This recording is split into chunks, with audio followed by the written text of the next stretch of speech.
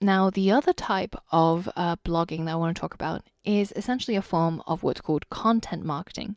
And this is where you create content that's worth sharing, that's worth spreading, and you're essentially giving people some of your secret sauce or some of your life learnings. And you're giving it away for free in the hope of spreading your message. And that message might be that you're launching an app, or it might be that you're setting up a startup, whatever it may be.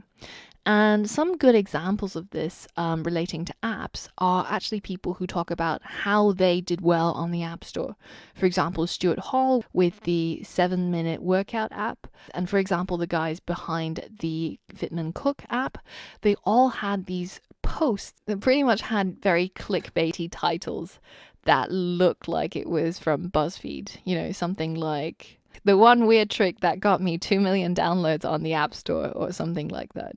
And the secret about them is that not only do they have a really catchy title and have mass appeal, but actually they're very open about, their secrets and their progress. Whereas a lot of people are, very hush hush, like, I don't want to give away my tactics. But actually you find that even if you give away your secret sauce, even if you give away your best tactics, the number of people who will actually take advantage of it or use it are in the minority. And if they do, it still takes a lot of sweat and tears and determination to make it work.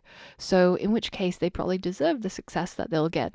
So think about how you can create some piece of content that's interesting to people that are within your apps or within your product's target audience. So for example, if you're creating a coffee app, what you need to think about is how can I create a piece of content that can appeal to coffee heads?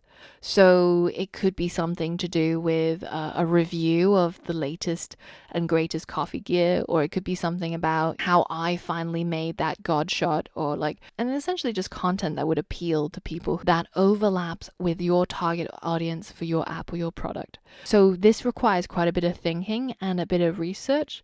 And very often what you see people doing is putting out small taster articles, not like 500 words, but with a very catchy title, and looking at the stats of how many people read it, what percentage of the article gets read, which you can see with Medium.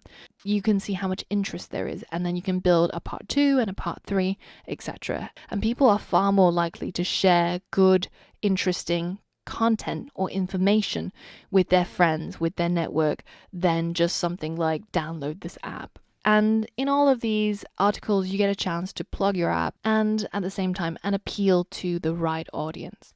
So have a think about how you can implement content marketing, or how you can start a blog that documents the journey of your app creation, and think about doing it as soon as you start having an idea and building a product.